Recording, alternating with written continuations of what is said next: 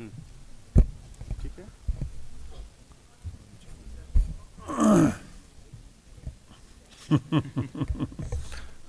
I cannot see some of your face. Okay, okay.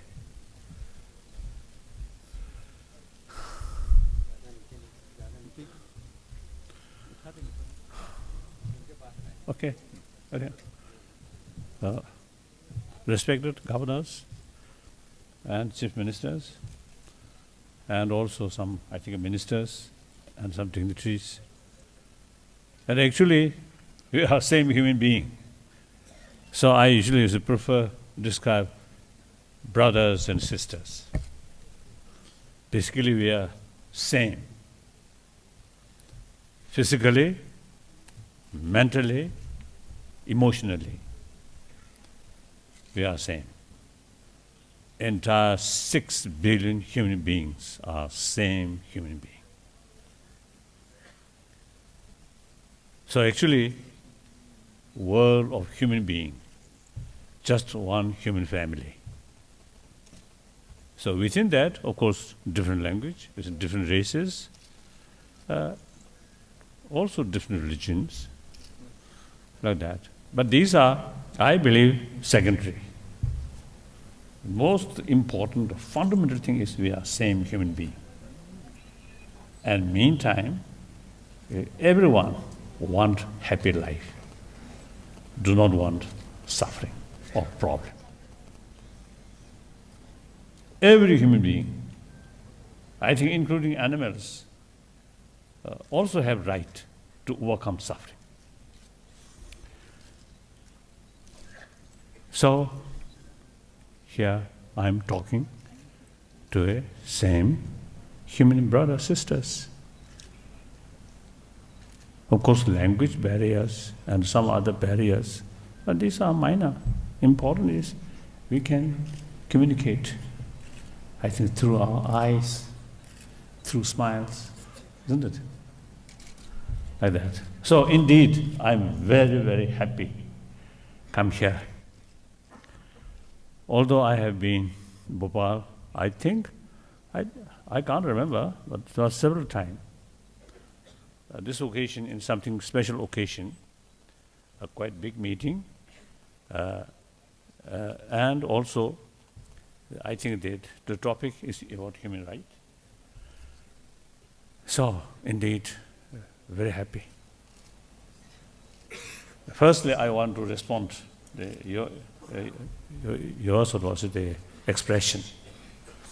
I should not consider be a foreigner, but rather a person of this country. So actually, circumstances forced on me. Now, major portion of my life, you see, live in this country. So I usually describe myself as a son of India because this body survived last now over 51 years. This body survived by Indian dals and rice and the chapati. And just today at lunchtime at Raja Bhavan, they provide very good dal, very good chapati. And then most important, this brain, this is some sort of certain concept or certain thought. This brain is actually come from Nalanda tradition, India. So therefore, physical level and particularly the mental level, there is sufficient reason to describe myself as a son of India.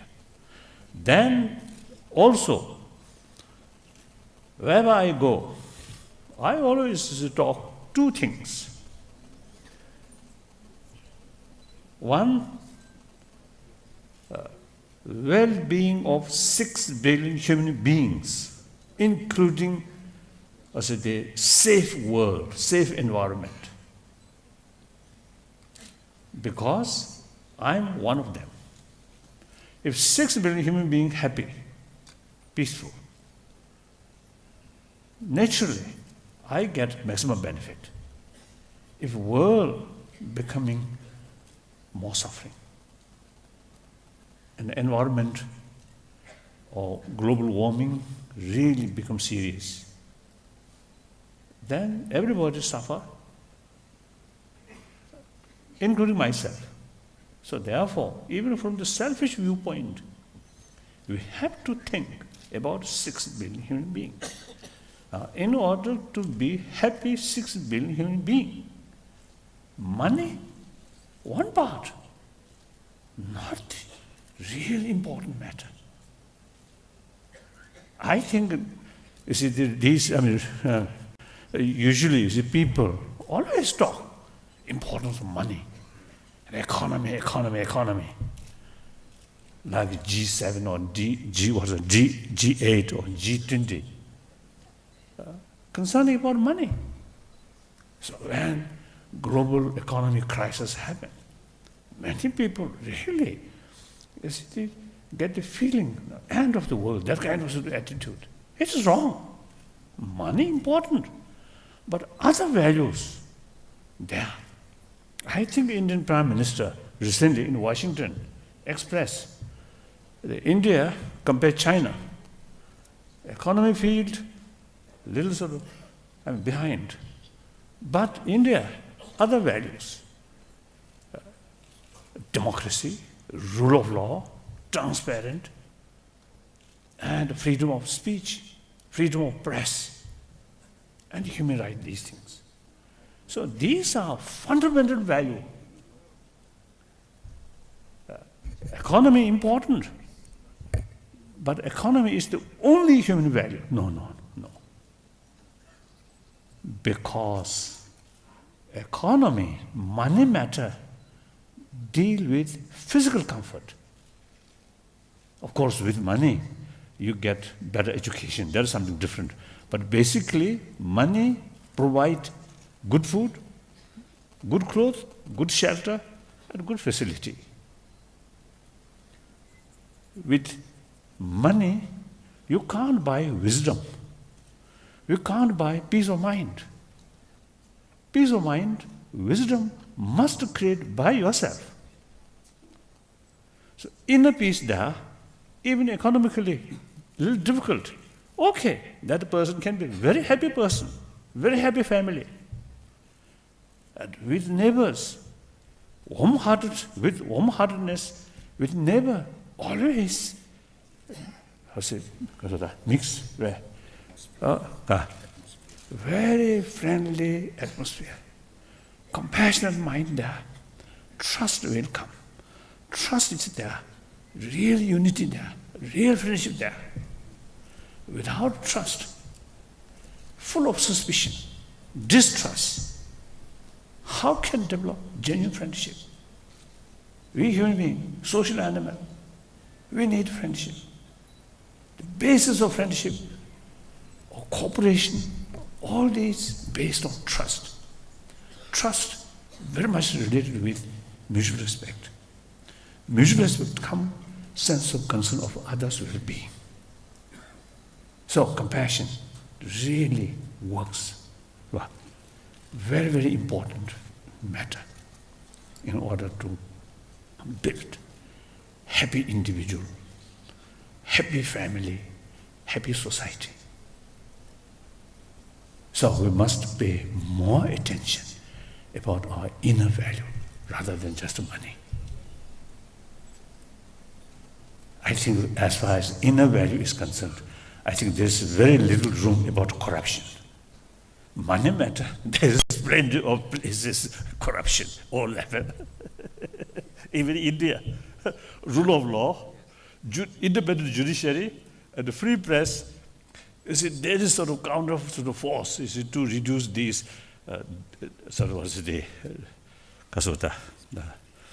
like corruption, these things. But even then, you see, sometimes it happens. Then, of course, those close society are corruption. There's no other sort of balanced way.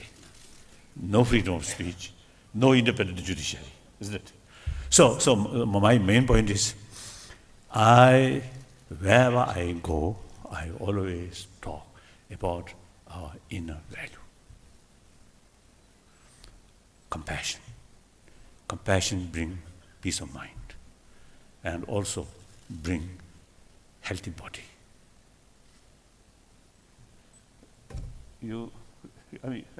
Someone used to mention that people consider me as a reincarnation of our Lokuteshvara. Or maybe, but our manifestation of our Lokuteshvara without gallbladder. About 2 years ago, some problems.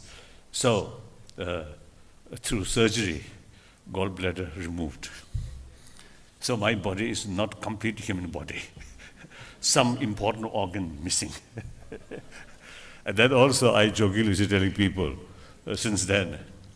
Some people, when I give sort of public sort of talk, many people used to come. So among them, some people may have this sort of belief Dalai Lama have also healing power. So I since then I sort of expressed. I think 2008 October, I went through surgery, removed this gallbladder. So that scientifically shows Dalai Lama have no healing power, isn't it? So anyway, so I always try to promote these inner value. So that's actually India's, I think, through centuries, I think more than 2000s, almost 3,000s, the concept of ahimsa. You see, not only just idea, but practice, generally. Of course, here and there, little pockets, some problems, sometimes happen, but basically, last so many centuries, ahimsa concept preserved. People practice. So, during India's freedom fight, Mahatma Gandhiji implement these century-old concept in political independent freedom struggle. So, it very successfully, you see, done like that. This is number one, my commitment to promotion of ahimsa, human value or compassion. My second commitment is promotion of religious harmony. That also India's tradition. Nearly 3,000 years, the different religions, you see, develop within the country and also give shelter. Different religion of outside world come here and settle happily. So India is, I think, the only nation where whole world major religious tradition live together. So these are really greatness of India. So these two things, promotion of ahimsa based on compassion, promotion of religious harmony, these are India's sort of tradition, India's ancient thought. So I carry this message, so I describe myself as a messenger of India. That's all. So, although I came 59, I came here not voluntarily, but circumstances forced me, you see, come here to take political asylum. But actually, spiritually, historically, this is real our spiritual home. Now about the human right. Now, firstly,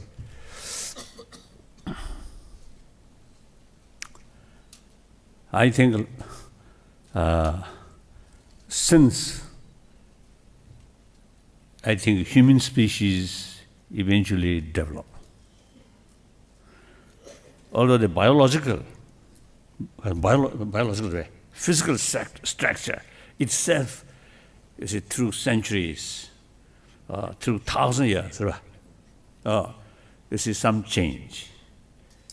I think, for example, our brain bigger like that. But mainly, with basis of this brain, I think human intelligence. This is really marvelous, human intelligence. So for that, then with that, the knowledge, or word, language, rich language, and with that, a lot of thoughts, a lot of ideas develop. So for that, individual freedom is very essential. Without individual freedom, human beings, one, I think, good quality, creativity, nature, that cannot utilize. A body of people just waiting order. You can't develop individual creativity, nature. So, without that, the society cannot transform, cannot change, cannot advance. So therefore, individual freedom right is very, very essential. Now, any society, any community, those people, those individuals who have some kind of sort of the ability of vision, they can easily find faults of the ruling sort of system. So these people becoming critical about system. So then totalitarian or regime where no individual freedom, then these people become casualty. These people become target. So the protection of human right is actually helping to more civilized, more advanced. So therefore, the protection of human right is very, very important work. Of course, this country, I think basically, I think very good. But still, sometimes due to, frankly speaking, due to caste system, sometimes it's a little, the lower caste seems sometimes some difficulties. So we need some special pay. And also the poverty, this gap, rich and poor. Now this country also now happening. It's very sad. We must pay more serious attention how to reduce this gap. And I think we must make every effort to promote to remove poverty. I think very, very essential. Although people are doing, I think, all level. So that's about human right. And in order to develop genuine sense of human right, I think this is very much related with sense of concern of others' well-being and respect others' right. And also the sense of global responsibility. And also the environment issue also, where sense of global responsibility there, then the interest or concern about global, the ecology problem automatically come. So here, sense of global responsibility. Now that based on sense of 6 billion human beings, oneness of 6 billion human beings, just one world. So these are, I feel, very, very important. Now for that, the various different religious traditions have, if you follow or practice sincerely, then all major religious traditions have same potential to help, to build these things. In religious field, no difference of nationality, no difference of boundary. but talking about human brothers, sisters. Whether the theistic religion, entire human being created by one God. The non-theistic religious tradition, Jainism, such as Jainism and Buddhism, no concept of creator, but we, you see, according to law of causality, due to individuals' sort of karma, we came to on this planet. So we are saying like that. So here already we have harmony among the different traditions already here. But still we need more effort.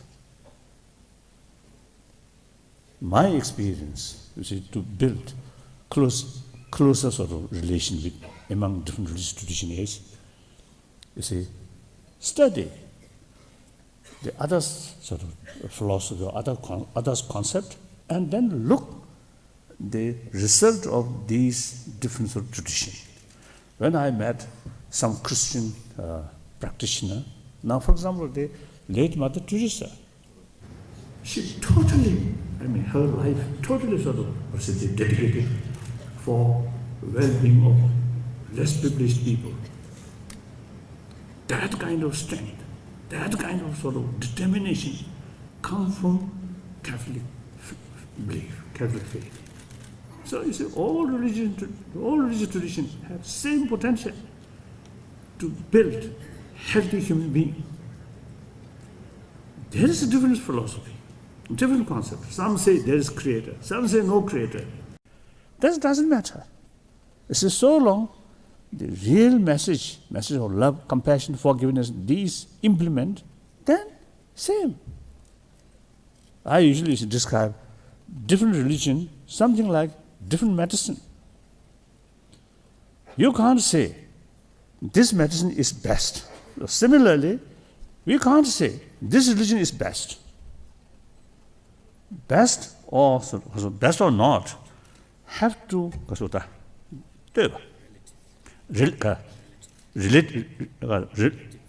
related with the individual. For certain individual, this religion is best. Now, for example, my own case, I'm Buddhist. For me, Buddhism is best because Buddhist sort of thinking is most effective, most sort of suitable according to my mental position. Mental disposition. So, another one Christian, one Hindu who believe Atma. Buddhists do not believe Atma, Anatma. So these differences. But basically, Hinduism, and you rightly mentioned Buddhism and Hinduism, I usually describe as a twin brother. So Buddha come from Hindu family, actually. And Buddhism, Buddha's idea, new idea of Buddhism based on Hinduism. No question, isn't it? Historically, the new idea originally used to come from the existing ideas. That's like that. So in any way, the Hinduism or concept of Atma is most effective. So for him, Hinduism is, or concept of Atma is best. So for me, according to my mental disposition, Anatma theory is most suitable. Like that. So we can't say this religion is best. Just according to the individual, for this person, this religion is best. So meantime, we can, here you see, we have to make distinction. Faith and respect. Faith towards one's own religion. Respect to all religion. That we can turn. Then also, you see here, one sort of idea, I think century-old sort of idea or concept of one truth, one religion, concept of several truth, several religion. So this looks contradiction, but in the terms of individual person, concept of one truth, one religion is very important. In the terms of the society, in the terms of the plural way, group of people, then the concept of several truth, several religion is related, like that. So no problem. So we need genuine harmony among different religious traditions. Harmony does not mean just we have no sort of serious sort of conflict, but we have to sit together, exchange our experience, to learn their experience. That's very important. Through that way, you can develop genuine respect, genuine admiration. As I mentioned earlier, I am Buddhist. Philosophical viewpoint, of course, there's certain sort of philosophy or certain concept. You see, from the Buddhist viewpoint, there is contradiction.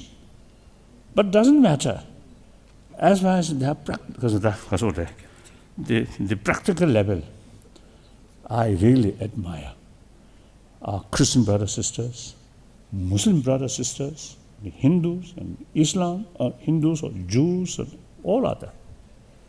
I usually, wherever I go, I always, when time permits, I always go church, or express my admiration, respect, and mosque, and mandir, like that. Especially the sixth, let's say, Gurdwara, you get prasad. You got the prasad. One time, I think in Wilderness or somewhere, I start that one day, I start pilgrimage from mosque, small mosque, then Hindu temple, then church, and then Buddhist temple, like that. About afternoon, the last Gurdwara. So I also feel a little hungry. So the prasad is so blessing, delicious. Beside, I think, mysterious blessing, but actually very good for stomach, like that. In any way, that kind of sort of what's the practice, then you really get the admiration of others' sort of value, others' tradition, and through that way you get genuine appreciation, like that. Then, here, Chief Minister already mentioned about the plan to create Buddhist university. Now, recently I was in Bhubaneswar and also the Baroda, and I think May I'm going to Bihar, Patna. So the concerned people, the state government, is really showing interest to sort of set up some kind of Buddhist institution, Buddhist sort of the academy. So everywhere I suggested Buddhism, you can divide it three parts, as Chief Minister. This morning I discussed, so he already mentioned. So, you see, Buddhism you see, can be three parts. Buddhist science, Buddhist concept or philosophy, or Buddhist viewpoint, or then Buddhist religion. So as far as Buddhist religion is concerned, that's only for Buddhism. But Buddhist concept or Buddhist philosophy, including like the quantum physics. One great Indian nuclear physicist, Raja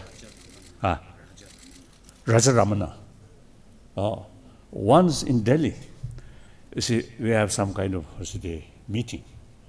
He mentioned to me, he saw one Nagarjuna's writing 2000 years ago. He found very similar idea of quantum physics. So he, as an Indian, he expressed to me, he feels proud. The quantum physics in the West is very new.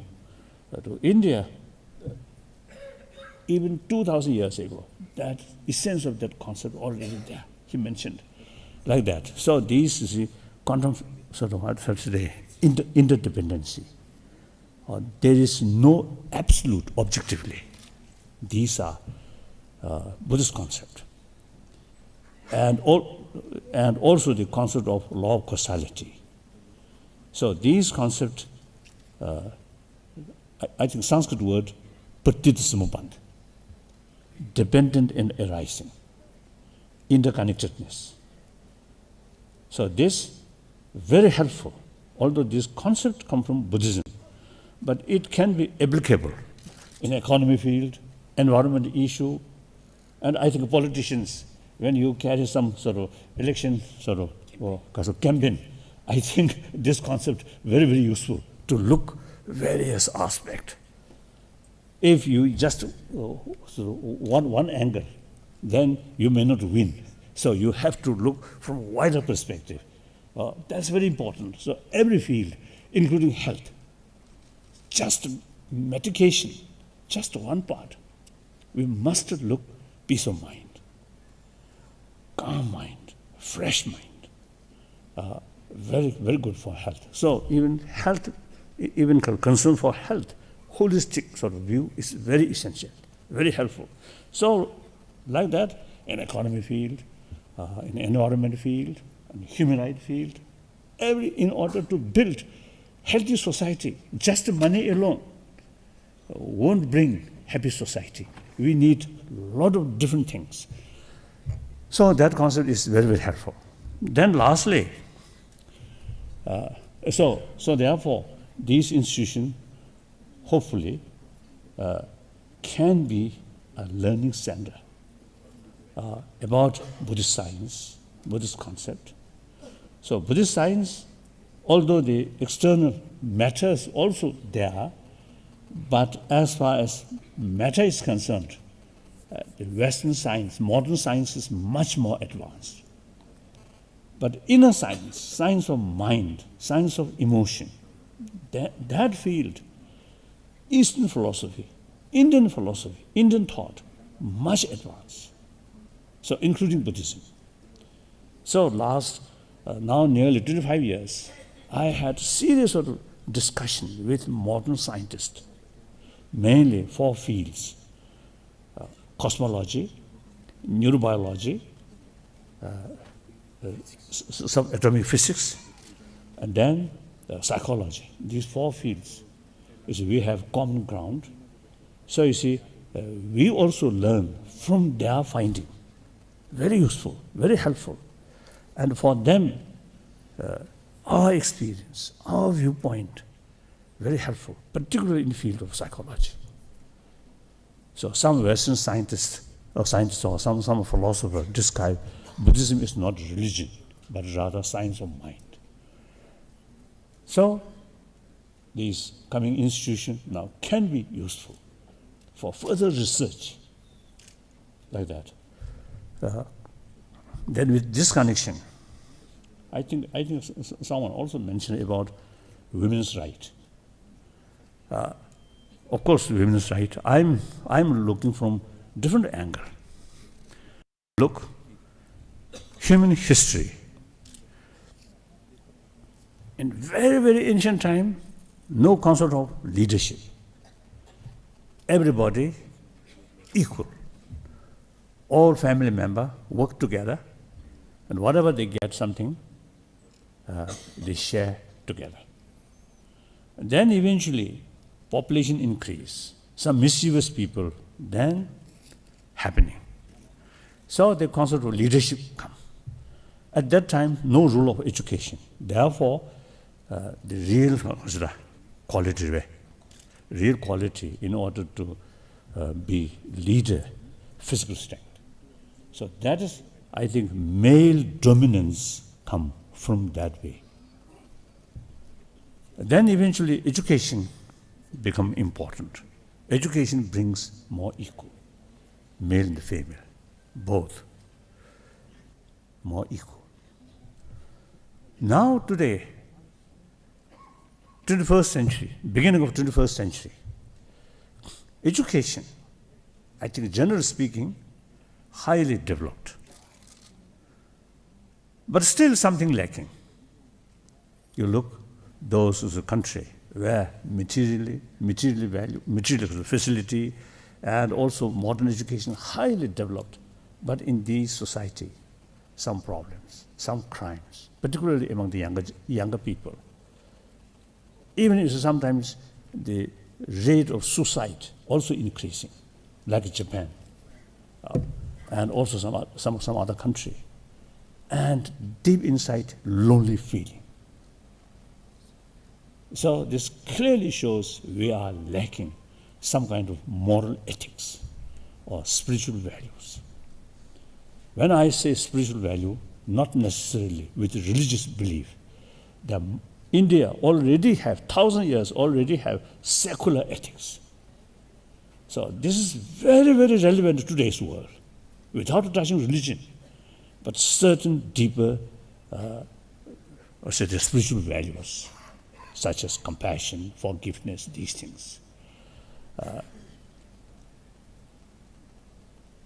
So some time back, I had one sort of audience, Advani, and he mentioned to me one factor for India's successful about democracy.